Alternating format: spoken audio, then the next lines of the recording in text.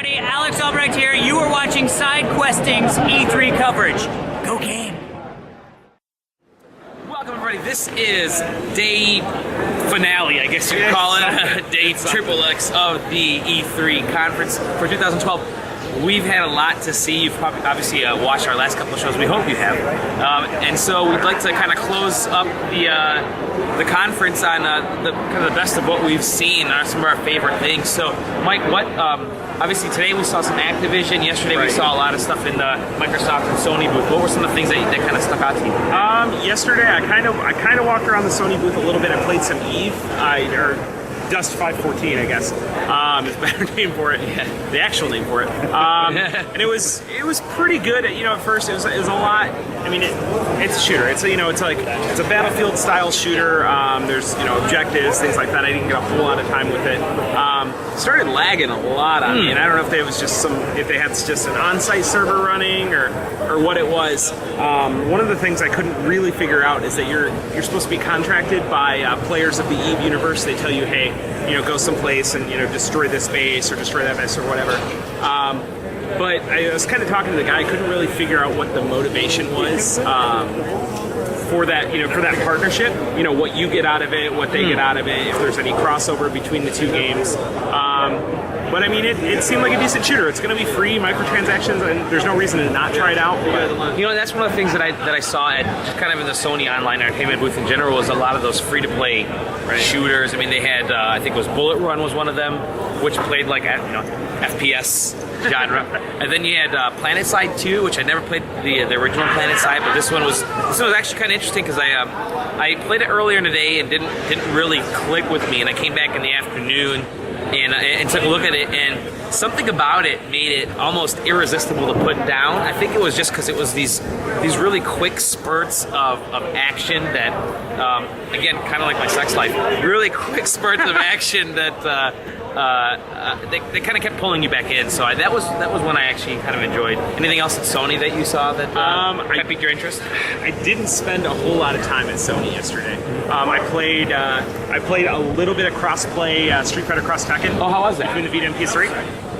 Exactly like you'd expect. No lag? It worked great. Well, no, not no lag, but they were also over Wi-Fi and it's a big crowded hall. And I'm sure they'll have that ironed out by the time it's released. So. Actually, I played that too, and I was actually kind of surprised it ran as well as it did, given the circumstances that it probably have to deal with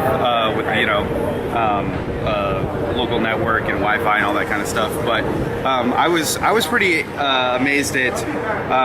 I mean, they did have to down-res the PS Vita version. The PS Vita? That's what I keep calling it. I actually thought the Vita version looked better than the So PS I kind of version. did too. It was a lot smoother looking. They didn't use as much as those kind of dark shadows that they're kind of using on the characters for the PlayStation version. But even though it was down-resed, it still looked really nice, and it was just like when it was working well, it was just one for one. It was. I thought I was literally just playing hooked into a PlayStation 3 at first. But then it started, lagging out. I was a little worried about it because they did kind of some of the same stuff that they did with Super Street Fighter 4 on DS, or 3DS rather, where they have the touchscreen control. Well, the touchscreen controls where you can hit one of the spots on the touchscreen, and you can have like special moves mapped to it, or even some of your supers. And if anybody who played Zangief on the 3DS knows how cheap that can get, because you're just instead of having to do the full circles, you're just touching grabs. But you can filter those kind of players out.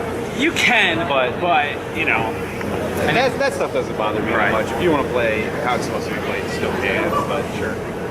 Did you guys get to see anything over at Microsoft's booth? Yeah, I saw Dust. Elysium Tale. Elysium Tale, yes. And it was really cool. It kind of is it like a Metroidvania? It looks like almost. Yeah, it's exploration. There's exploration. There's some light RPG. It's that whole kind of Odin sphere, Muramasa, the Demon Blade style. But more like a 2D like Devil May Cry, like high combos, like You've got a little like familiar above your head that shoots out little bullets, and they don't do much damage by themselves. No, but I liked how they explain it initially when you first meet her in the beginning of the demo. She says, "Oh, and by the way, I have this great, amazing attack that you're absolutely gonna love. It. Hold on to your butts." And then she shoots it out and just like sprinkles. You throw it onto the enemy. The enemy pretty much like rubs it off. But what you can do is you can do this dust storm ability, right? Is that what it's called? Yeah. Where you take windstorm, something like that. You take your sword and you start spinning it, and when she shoots out her spit and it goes through that, it splits into like a million like more spits, spitballs, and it goes flying through things. Micro spit traction. It covers the screen like a bullet hell, and it does like 10 times as much damage. And, like the combo system's really cool. It was just a blast to play like the actual combat in that game. So I'm really excited to see what they do with the Metroidvania side of it, and, the exploration and things like that. So I took a look at a game that was actually sitting right next to it. I played Elysium Tale. I love that. But I played, let me just say this. Going into the Microsoft press conference, everybody was hoping for Shadow Complex 2. The first Shadow Complex, such a great game. They did announce it, which was I was bummed out. But right next to Dust and Elysium Tale was this game called Deadlight, which essentially was a Shadow Complex with zombies and kind of a noir, a noir style theme, almost very comic booky, very graphic novel. Amazing. I think that came out of nowhere. Is this an XBLA title? It's an XBLA title. It's going to be part of the Summer of Arcade. It's all under the Summer Arcade section. Looks wonderful, played wonderful. Definitely, if you're into the whole Metroid, Castlevania genre, and if you are a fan of Shadow Complex, the first awesome game, I think you gotta try this one. sure, absolutely. You also tried Forza. Yeah, I did. I hesitate to say that I tried Forza. I'm going to say that I tried a Need for Speed game with the Forza name tapped on the front of it. It was basically like I got kind of a bad taste in my mouth early on, because if you've ever played a Need for Speed game or even like Dirt or anything like that, there's always that announcer in the background like, "Welcome to Dirt. Here's where you're gonna start your career or upgrade your." Like, he's really annoying and telling you a bunch of stuff that you don't want to know. You can't skip it and things like that. And the radio announcer gave me that vibe almost immediately. Wow. Where he's like, "You got to make it to the finish line if you want to spot in tomorrow's race." And it's like, well, yeah, I know, I got to drive and get there before other people. It doesn't matter where I'm going. I don't need motivation. And but the thing that really bothered me is Forza. I mean, it's a sim in that it can be as hardcore as you want, or you can turn on all the assists and it plays like an arcade racer. And that's what I always loved about it. But I play a little bit more hardcore, and I play Forza games because I know I can do that. And this one, they just really watered it down. At first, I was like, wow, this driving doesn't feel as much of a sim like the Forza Motorsport games do. So I turned off all the assists, and it still felt really like it was holding your hand and things like that.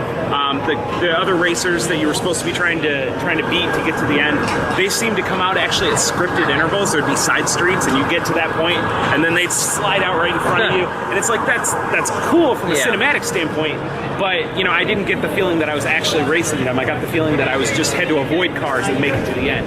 So of course, I got first because I'm awesome anyway. But it doesn't feel like a Forza game. So yeah, I definitely think it's one of those departures that Forza wanted to take. I don't think another real Forza game. We won't see Forza 5 until the next gen hardware is announced. But right around the corner from Forza was all the Kinect titles that Microsoft was showing off. I tried excuse me. I tried Dance Central 3. It's just more Dance Central. It's at the point now where it's just not innovating enough for me. I don't personally see a need.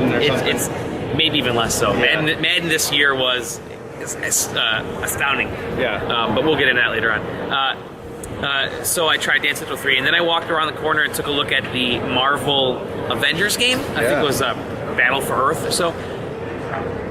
It's a one-on-one fighting game, at least the multiplayer portion that we played on the stage. I was really surprised by how much I enjoyed it. First of all, the visuals, very comic. It's this kind of cell-shaded, look almost traditional comic book style, what you'd expect a comic book game to be. If you played the Marvel vs. Capcom games, you know what that kind of graphical style is. But you're kind of looking at it from a three-quarter perspective.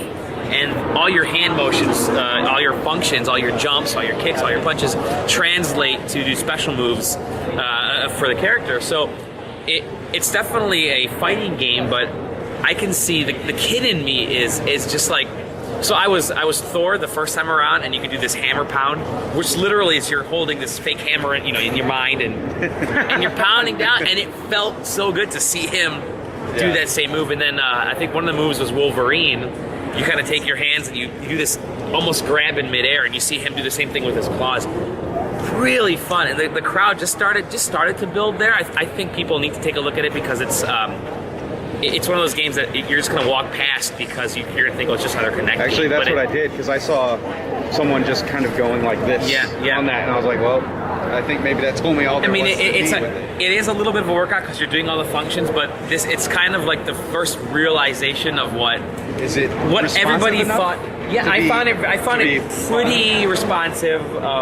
Obviously, there's still a ways to go. They got 6, 7, 8 months before 6 months before it releases for the holidays. But I am kind of excited about it. Like I said, kids are gonna love this game. That sounds like something amazing. If we were kids. Yeah. If you were like 11, 12, 13, even 14 years old, you're gonna absolutely flip for this one. I can see this one in a lot of games. And then I also saw Fable: The Journey.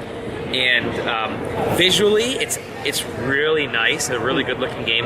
How it actually functioned wasn't quite as fun. I was hoping to almost like be a wizard standing on a mountain and shooting things, but it's not like that because it's obviously it's on rails first and foremost. But then you stop in one section and you're kind of each hand in the demo that I tried, each hand had a different spell, and you can either combine them or do kind of certain things. But the issue that I came across with was I'd raise one hand and it didn't register quite on the screen, so it wasn't calibrating me correctly. Another issue was I was sitting down. They force you to sit in this chair when you're playing the game, so I'd much rather be standing up when I'm playing a Kinect game. So I think there's still some issue there. The calibration wasn't quite there, and it wasn't having a whole lot of fun. It just felt like a lot of needless motion. So we'll see how far that progresses over the next few months. But then that was basically it for me. I didn't get a chance to see Halo. I'm kind of bummed, but hopefully maybe today, if I get some time, I'll go check it out. Anything else that you saw, Doug, that kind of piqued your interest? Well, we didn't spend too much time at the Microsoft area. Trying to think. Mostly what I've looked at has been some of the Nintendo stuff from this morning. And they have New Super Mario Brothers 2. Oh, they brought it out? Yeah, for the 3DS. So how was it?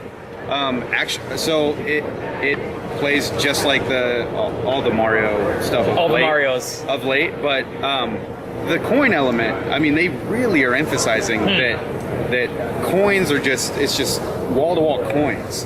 I got a power-up that you turn into Fire Mario, but you're gold, and everything you hit turns into coins.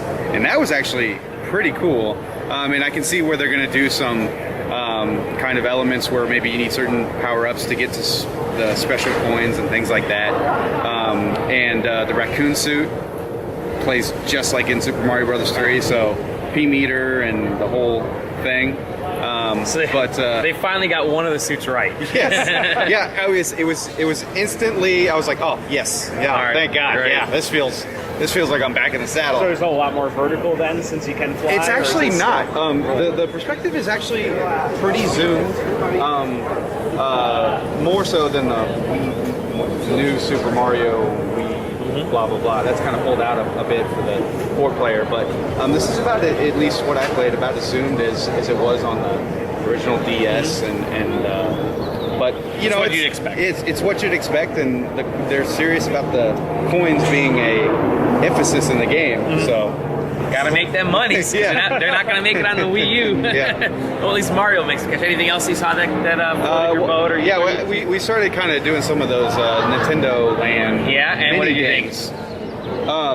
That's the same reaction I had. Just your eyes. There's not a whole lot to say there. So all right. We'll see where that goes. Well, we got basically about a half a day left. We'll probably talk about it either a podcast down the line. But for now, we got to sign off. This has been E3. What did you kind of think of the overall show? I have to say, A little underwhelming compared to previous shows. But I think just very average and standard across the board from everyone. Very safe. Very safe. Nothing too crazy. And I kind of agree. Everybody's playing it really safe this year. Obviously, it's a down economy. Mike, your first E3? Yep, this was definitely a game show. I mean, it didn't really have a whole lot to do with the hardware. I was a lot more impressed with stuff I saw on the show floor than I was with anything in the press conferences. Right. And I think that's going to leave a bad taste in everybody's mouth. But, there was some really good stuff on the show floor that I'm excited to play now. So. Great, and it looks like the second half of the year looks like it's going to be really good. First half of next year looks like it's going to be amazing. So there's a lot to look forward to. All these guys, they had a great year. They played their best, and they're a good team. They'll get out there. They're a good team. That's all you can ask, really. For Mike Bachman, for Doug Lang, for Adam behind the camera, I'm Dolly Domofsky. Thanks again for joining us for E3 2012. See you guys on SideQuesting.com.